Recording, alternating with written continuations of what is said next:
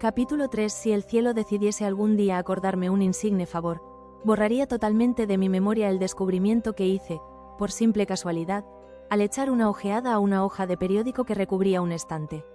Era un viejo número del Boletín de Sydney del 18 de abril de 1925, con el cual no hubiese podido dar en mi vida cotidiana. Había pasado inadvertido hasta para la agencia de recortes que había estado coleccionando ávidamente durante esas épocas materiales para mi tío.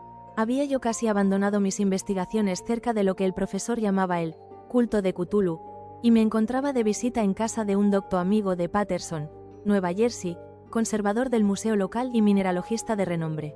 Examinando un día los ejemplares de reserva, amontonados en desorden en los estantes de una de las salas del fondo del museo, mi mirada se detuvo en la rara ilustración de uno de los periódicos extendido bajo las piedras. Era el Boletín de Sydney que he mencionado. Mi amigo tenía corresponsales en todos los países extranjeros imaginables. La imagen era una fotografía en sepia de una odiosa estatuita de piedra casi igual a la que Legrase había encontrado en el pantano. Despojé vivamente a la hoja de su precioso contenido, leí el artículo con cuidado y lamenté su brevedad. Lo que sugería, sin embargo, era de suma importancia para mi ya vacilante búsqueda. Arranqué cuidadosamente la noticia con el propósito de ponerme enseguida en acción. He aquí el contenido. Misterioso barco a la deriva rescatado en alta mar. El vigilante arribó remolcando a un yate neozelandés armado. Un muerto y un sobreviviente a bordo. Relatan combates furiosos y muertes en alta mar. Marinero rescatado se niega a dar detalles de la misteriosa experiencia. Ídolo extraño hallado en su poder. Se iniciará una investigación. El carguero vigilante de la compañía Morrison, procedente de Valparaíso, arribó esta mañana a su puesto de amarre en la bahía de Darling remolcando al yate Alert de Dunedin N2 con serias averías, pero dotado aún de un poderoso armamento. El yate fue avistado el 12 de abril a los 34 grados 21 de latitud sur y a los 152 grados 17 longitud oeste, con un muerto y un sobreviviente a bordo. El vigilante dejó Valparaíso el 25 de marzo, y el 2 de abril fue alejado considerablemente de su curso, en dirección sur, por excepcionales tormentas y enormes olas. El 12 de abril avistó el buque a la deriva. En apariencia había sido abandonado, pero luego descubrió que llevaba un sobreviviente en estado de delirio, y un hombre muerto por lo menos desde hacía una semana. El sobreviviente apretaba entre sus manos una piedra horrible de origen desconocido, de unos 30 centímetros de alto, cuyo origen los profesores de la Universidad de Sydney, la Sociedad Real y el Museo de la calle College no pudieron determinar, y que el hombre afirmaba haber descubierto en la cabina del yate, en un altarcito rudimentario. Este hombre, ya recobrado, relató una historia de piratería y violencia sumamente extraña. Se trata de un noruego llamado Gustav Johansen, de cierta cultura, segundo oficial en la goleta Emma de Auckland, que partió para el Callao el 20 de febrero, con una tripulación de 20 hombres. El Emma, dijo, fue retrasado y alejado considerablemente de su ruta por la tormenta del 1 grado de marzo, y el 22 del mismo mes a los 49 grados 51 de latitud sur y a los 128 grados 54 de longitud este encontró al Alert conducido por una tripulación de canacos 2 y mestizos de aspecto patibulario. El capitán Collins no obedeció la orden de virar, y la tripulación del yate abrió fuego sin aviso con una batería de cañones de bronce particularmente pesada. Los marineros del Emma, dijo el sobreviviente, se resistieron con valentía, y aunque la goleta comenzó a hundirse, pues varios proyectiles habían alcanzado la línea de flotación, lograron acercarse al enemigo y lo abordaron poniéndose a luchar en cubierta. Como los tripulantes del yate combatían de un modo torpe y cruel, tuvieron que matarlos a todos. 3 de los hombres del Emma, incluso el capitán Collins y el primer oficial Gray, murieron, y los 8 restantes, bajo el mando del segundo oficial, Johansen, se pusieron a navegar en la dirección seguida originalmente por el yate, a fin de descubrir por qué motivo se les había ordenado cambiar de rumbo. Al día siguiente desembarcaron en una islita que no figuraba en ningún mapa. 6 de los hombres murieron allí, aunque Johansen se mostró particularmente reticente a este respecto y dijo que habían caído en una grieta entre las rocas. Más tarde, parece, Johansen y sus compañeros volvieron al yate y trataron de hacerlo navegar, pero fueron vencidos por la tormenta del 2 de abril. Desde ese día hasta el 12 de abril, fecha en que fue recogido por el vigilante, Johansen no recuerda nada, ni siquiera cuándo murió su compañero William Briden. La muerte no se debió aparentemente a otra causa que a privaciones. Cables procedentes de Dunedin informan que el Alert era muy conocido como barco de carga y tenía muy mala reputación. Pertenecía a un curioso grupo de mestizos cuyas frecuentes incursiones nocturnas a los bosques atraían no poca curiosidad. Luego de la tormenta y los temblores de tierra del 1 grado de marzo se había hecho apresuradamente a la vela. Nuestro corresponsal en Auckland afirma que el Emma y sus tripulantes gozaban de una excelente reputación y que Johansen es un hombre digno de toda confianza. El almirantazgo va a iniciar una investigación sobre este asunto, durante la cual se tratará de convencer a Johansen para que hable más libremente. Esto era todo, además de la diabólica imagen, pero ¿qué pensamientos despertó en mi mente? Estas nuevas y preciosas noticias acerca del culto de Cthulhu probaban que éste tenía fieles seguidores tanto en el mar como en la tierra. ¿Qué motivo había impulsado a la híbrida tripulación a ordenar el regreso del Emma mientras navegaban con su ídolo? ¿Qué isla desconocida era aquella en que habían muerto 6 de los tripulantes, acerca de la cual el contramaestre Johansen se mostraba tan reticente? ¿Qué resultado había tenido la investigación del almirantazgo y qué se sabía del odioso culto en Dunedin? Y lo más extraordinario, qué profunda y natural relación de hechos era esta que daba una significación maligna e innegable a los sucesos tan cuidadosamente anotados por mi tío. El 1 grado de marzo el 28 de febrero, de acuerdo con el uso horario internacional, se habían producido una tormenta y un terremoto. El Alert y su mal encarada tripulación habían dejado rápidamente Dunedin como obedeciendo un imperioso llamado, y en el otro extremo de la tierra poetas y artistas habían comenzado a soñar con una ciclópea ciudad submarina mientras un joven escultor modelaba, en sueños, la forma del terrible Cthulhu. El 23 de marzo la tripulación del Emma desembarcaba en una isla desconocida, perdiendo allí 6 hombres, y en esa misma fecha los sueños de algunas personas alcanzaron su mayor intensidad y se oscurecieron con el terror de un monstruo maligno y gigantesco, mientras un arquitecto se volvía loco y un escultor caía presa del delirio. ¿Y qué pensar de esa tormenta del 2 de abril, fecha en que cesaron todos los sueños de la ciudad sumergida, y Wilcox salió indemne de aquella fiebre extraña? ¿Qué pensar igualmente de aquellas alusiones del viejo Castro a los antiguos venidos de las estrellas y a su reino próximo, y a su culto, y a su gobierno de los sueños? Estaba balanceándome en el borde de un abismo de horrores cósmicos, insoportables para un ser humano. En todo caso no afectaron sino a la mente, pues el 2 de abril puso término de algún modo a la monstruosa amenaza que había sitiado el alma de los hombres. Aquella tarde, luego de haber pasado el día enviando telegramas y haciendo urgentes preparativos, me despedí de mi huésped y tomé un tren para San Francisco. En menos de un mes llegué a Dunedin, donde, sin embargo, descubrí que se sabía muy poco de los extraños miembros del culto que habían vivido en las posadas marineras. El vagabundeo en los muelles era asunto demasiado común, y no valía la pena mencionarlo, pero algo oí a propósito de una expedición terrestre realizada por estos mestizos durante la cual se escuchó el débil golpear de unos tambores y se vio un fuego rojo en las colinas lejanas. En Auckland me enteré de que Johansen había vuelto a Sydney, donde acababa de sometérsele a un inútil interrogatorio, con el pelo totalmente cano, y que luego de vender su casita de la calle West había regresado con su mujer a su viejo hogar, en Oslo. De su aventura no dijo a sus amigos más de lo que ya sabían los oficiales del almirantazgo, y todo lo que pudieron hacer fue darme su nueva dirección.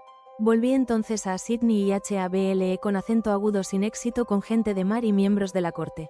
Vi el Alert en circular Quay, en la bahía de Sydney, pero nada me reveló su casco.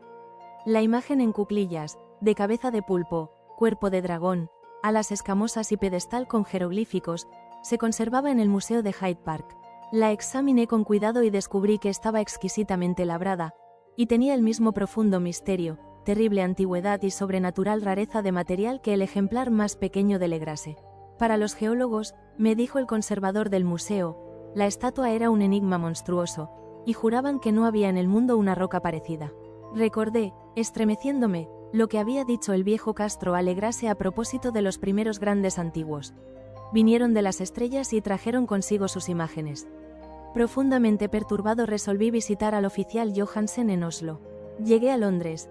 Me reembarqué enseguida para la capital de Noruega, y un día de otoño con acento agudo pie a tierra en un limpio desembarcadero, a la sombra del Egeber. La casa de Johansen, descubrí, estaba situada en la ciudad vieja del rey Harold Hardrada, que había conservado el nombre de Oslo durante los siglos en que la ciudad principal adoptara el nombre de Cristianía. Hice el corto viaje en un taxi y golpeé con el corazón tembloroso la puerta de una casa vieja y limpia de frente enyesado. Salió a recibirme una mujer de cara triste, vestida de negro, quien me comunicó en un inglés vacilante que Gustav Johansen no era ya de este mundo. No había sobrevivido mucho a su regreso, pues su aventura marina de 1925 le había destrozado la salud. La mujer no sabía más que el público, pero Johansen había dejado un largo manuscrito, que trataba asuntos técnicos, escrito en inglés con la intención manifiesta de que su esposa no lo entendiese. Mientras paseaba por una callejuela, cerca del muelle de Gothenburg, un atado de viejos periódicos, salido de la ventana de un altillo, lo golpeó y lo hizo caer. 2 marineros indios lo ayudaron enseguida a levantarse, pero el hombre murió antes de que llegase la ambulancia. Los médicos, incapaces de precisar la causa del deceso, lo habían atribuido a un malestar del corazón y a un debilitamiento general. Sentí entonces que un oscuro terror, que no me abandonaría hasta que a mí también me fuese acordado el eterno reposo, accidentalmente, o por otro motivo, me traspasaba los huesos. Habiendo persuadido a la viuda de que mi conocimiento de esos asuntos técnicos me autorizaba a poseer el manuscrito, me llevé el documento y comencé a leerlo en el barco que me conducía a Londres. Era un relato simple, desordenado, un diario de mar redactado de memoria en que se intentaba recoger día a día aquel último y terrible viaje. No lo transcribiré literalmente a causa de sus oscuridades y redundancias, pero mi resumen bastará para explicar por qué el rumor de las aguas contra los costados del buque se me hizo tan intolerable que tuve que taponarme los oídos. Johansen, gracias a Dios, no lo sabía todo, aunque vio la ciudad y el monstruo, pero yo ya no podré dormir en paz mientras recuerde el horror que espera emboscado del otro lado de la vida, en el tiempo y el espacio, y aquellas malditas criaturas que vinieron de los astros más antiguos y que sueñan en las profundidades del mar, conocidas y favorecidas por un culto de pesadilla decidido a lanzarlas sobre nuestro planeta cada vez que algún terremoto vuelva a elevar la monstruosa ciudad de piedra al aire y la luz del sol. El viaje de Johansen había comenzado tal como lo declarara él mismo ante el almirantazgo. El Emma había dejado Auckland en lastre el 20 de febrero, y sintió todo el impacto de esa tempestad consecutiva al terremoto que arrancó a los abismos marinos el horror que pobló los sueños de los hombres. Recobrado el gobierno, el buque navegó favorablemente hasta encontrarse con el Alert el 22 de marzo, y sentí la pena del oficial al describir el bombardeo y el hundimiento de su nave. De los mestizos del yate, Johansen hablaba con un horror realmente significativo. Había algo abominable en ellos que hacía que su destrucción pareciese casi un deber, y Johansen se sorprende ante la acusación de crueldad que contra él y sus compañeros hizo la corte.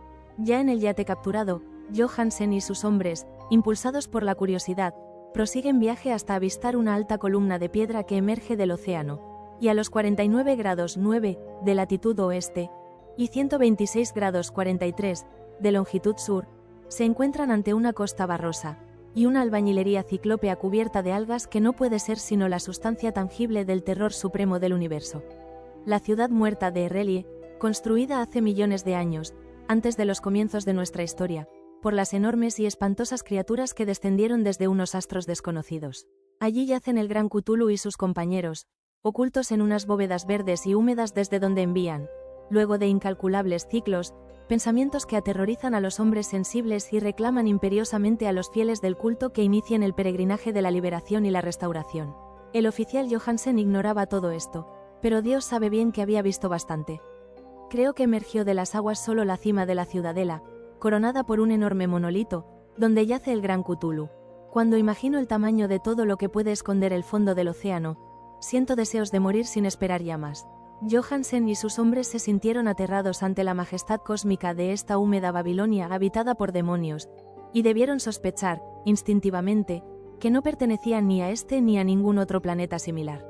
En todas las líneas de la estremecida descripción de Johansen se advierte el mismo pavor, ante el tamaño indescriptible de los bloques de piedra verde, ante la altura vertiginosa del monolito labrado, ante la asombrosa identidad de esas colosales estatuas y bajorrelieves con la rara imagen encontrada en la sentina del Alert. Sin conocer el futurismo, Johansen describe, al hablar de la ciudad, algo muy parecido a una obra futurista. En vez de referirse a una estructura definida, algún edificio, se reduce a hablar de vastos ángulos y superficies pétreas. Superficies demasiado grandes para ser de este mundo, y cubiertas por jeroglíficos e imágenes horribles. Menciono estos ángulos pues me recuerdan los sueños que me relató Wilcox. El joven escultor afirmó que la geometría de la ciudad de sus sueños era anormal, no euclidiana, y que sugería esferas y dimensiones distintas de las nuestras. Ahora un marino ilustrado tenía ante la terrible realidad la misma impresión. Johansen y sus hombres desembarcaron en la playa de esta monstruosa acrópolis y se treparon, resbalando, por los titánicos y musgosos escalones que ningún ser humano hubiera podido edificar. El sol mismo parecía deformado cuando se lo miraba a través de las miasmas polarizadas que emanaban de esta perversión submarina. Una amenaza tortuosa acechaba en esos ángulos desconcertantes donde una segunda mirada descubría una concavidad donde se había creído ver la convexidad. Todos los exploradores, aun antes de ver algo definido, salvo las rocas, los musgos y las algas, se sintieron presas de un indefinible terror. Todos habrían escapado si no hubiesen temido la burla de los otros, y solo de mala gana se decidieron a buscar vanamente, como comprendieron más tarde, algo que sirviese de recuerdo. Rodríguez, el portugués, fue el primero en llegar a la base del monolito y les gritó a los otros lo que acababa de descubrir. Poco más tarde los hombres contemplaron curiosamente una enorme puerta de piedra labrada con el ya familiar bajorrelieve del pulpo dragón. Se parecía, dice Johansen, a la enorme puerta de un granero. Todos vieron allí una puerta, ya que estaba encuadrada en un umbral, un dintel y dos montantes, pero nadie pudo decidir si estaba situada horizontalmente, como la puerta de una trampa, o algo inclinada, como la puerta exterior de un altillo. Como lo hubiese dicho Wilcox, la geometría del lugar era errónea. Uno no podía estar seguro de que el mar y el suelo fueran horizontales, de modo que la posición relativa de todo el resto parecía variar fantásticamente. Briden presionó sobre la piedra en diversos sitios sin resultado. Luego Donovan palpó con delicadeza los bordes, apretando separadamente cada punto. Subió con lentitud a lo largo de la grotesca moldura de piedra. Puede decirse que subió si se admite que la puerta no era al fin y al cabo horizontal, y los hombres se preguntaron cómo una puerta podía ser tan enorme.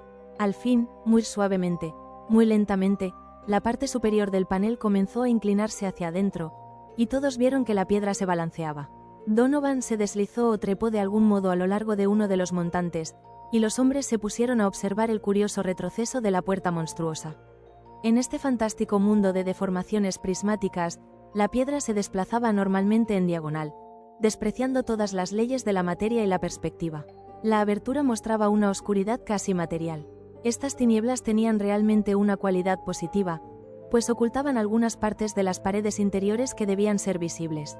Al fin surgió de aquella cárcel milenaria algo así como una humareda que oscureció la luz del sol mientras se elevaba hacia el cielo, empequeñecido y arrugado, con la ayuda de sus alas membranosas. El olor que salía de aquellos abismos recién abiertos era insoportable, y Hawkins, que tenía el oído fino, creyó oír allá abajo un sonido chapoteante e inmundo. Todos escucharon, y todos escuchaban aún cuando el monstruo se hizo visible, babeando y apretando su inmensidad verde y gelatinosa a través de la tenebrosa abertura hasta elevarse pesadamente en el aire corrompido de aquella ciudad de pesadilla. La letra del pobre Johansen es apenas inteligible en esta parte. De los 6 hombres que nunca llegaron al barco, cree que 2 murieron simplemente de miedo en aquel instante maldito. El monstruo está más allá de toda posible descripción. No hay lenguaje aplicable a ese abismo de horror y memorial, a esa pavorosa contradicción de todas las leyes de la materia, la fuerza y el orden cósmicos. Una montaña que caminaba. Dios.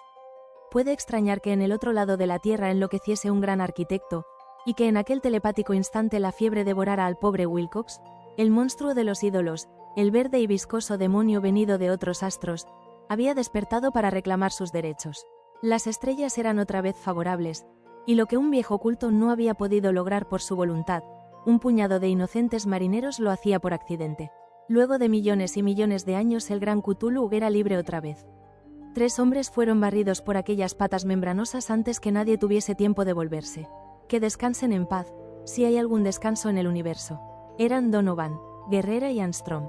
Parker resbaló mientras los otros 3 sobrevivientes se precipitaban frenéticamente en un escenario infinito de rocas verdosas. Johansen jura que fue absorbido hacia arriba por un ángulo que no debía estar allí. Un ángulo agudo que se había comportado como si fuese obtuso. De modo que solo Briden y Johansen llegaron al bote, y se dirigieron desesperadamente hasta el Alert mientras la montañosa monstruosidad descendía por los escalones de piedra resbaladiza y se detenía, titubeando, a orillas del agua.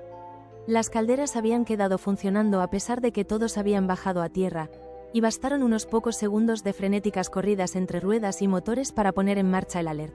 Lentamente, entre los horrores distorsionados de esa escena indescriptible, la hélice comenzó a golpear las aguas. Mientras tanto, en la costa mortal, sobre aquellas construcciones que no eran de este mundo, el monstruo gigantesco venido de las estrellas emitía unos gritos inarticulados, como Polifemo al maldecir el veloz navío de Ulises. Enseguida, con más audacia que los cíclopes de la leyenda, el gran Cthulhu penetró en las aguas e inició la persecución con golpes que levantaron enormes olas. Briden volvió la vista y enloqueció. Desde entonces rió a intervalos hasta que la muerte lo alcanzó en su cabina mientras Johansen vagaba delirando de un lado a otro. Pero Johansen no había abandonado la partida.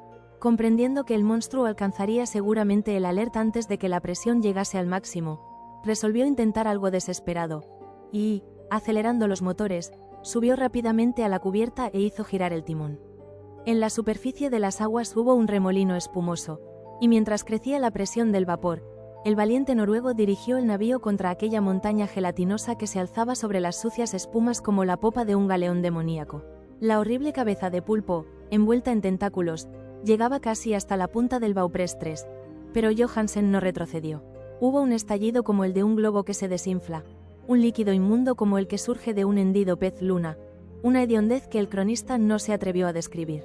Durante un instante una nube verde, acre y encejecedora, envolvió al buque, y un hervor maligno quedó a popa, donde, Dios del cielo, la esparcida plasticidad de aquella entidad celeste estaba recombinándose y recobrando su forma primitiva, mientras el alert se alejaba más y más, y ganaba velocidad. Eso fue todo. Desde ese momento Johansen se contentó con meditar sombríamente sobre el ídolo de la cabina y preparar unas pocas comidas para él y su enloquecido compañero, que reía a carcajadas. No trató de dirigir el navío. Después de aquel incidente quedaba un gran vacío en su alma. Luego sobrevino la tormenta del 2 de abril, que terminó de nublar su conciencia. Recordaba confusamente infinitos abismos líquidos de espectrales paredes giratorias, vertiginosos desplazamientos por mundos huidizos en la cola de un cometa y saltos convulsivos de las profundidades del mar hasta la luna y luego otra vez hasta el mar, todo envuelto en el coro de carcajadas de las antiguas divinidades y de los verdes demonios del Tártaro, de alas de murciélago. Luego de esas pesadillas vino el rescate, el Vigilant, el tribunal del almirantazgo, las calles de Dunedin y el largo viaje de retorno a la casa natal, junto al Egeber. Nada podía contar, pasaría por loco. Lo escribiría todo antes de morir, pero su mujer no debería sospechar nada. La muerte sería para él beneficiosa solo si borraba los recuerdos. Tal era el documento que leí. Lo he guardado en la caja de lata junto con el bajorrelieve de arcilla y los papeles del profesor Ángel. Incluiré este relato, esta prueba de mi propia cordura donde se ha unido lo que espero que nunca volverá a unirse. He contemplado todo lo que en el universo puede haber de horroroso, y aún los cielos de la primavera y las flores del verano me parecerán desde ahora impregnados de veneno. Pero no creo que viva mucho. Como desaparecieron mi tío y el pobre Johansen, así desapareceré yo. Conozco demasiado y el culto todavía existe. Cthulhu existe también, supongo, en ese refugio de piedra que le sirve de abrigo desde que el sol era joven. Su ciudad maldita se ha hundido otra vez, pues el Vigilant navegó por aquel lugar después de la tormenta de abril. Pero sus ministros en la tierra bailan aún, y cantan y matan en lugares aislados, alrededor de monolitos de piedra coronados de imágenes. Cthulhu tuvo que haber sido atrapado por los abismos submarinos, pues si no el mundo gritaría ahora de horror. ¿Quién conoce el fin? Lo que ha surgido ahora puede hundirse y lo que se ha hundido puede surgir. La abominación espera y sueña en las profundidades del mar, y sobre las vacilantes ciudades de los hombres flota la destrucción. Llegará el día. Pero no debo ni puedo pensarlo. Ruego que si no sobrevivo a este manuscrito, mis ejecutores testamentarios cuiden de que la prudencia sea mayor que la audacia e impidan que caiga bajo otros ojos.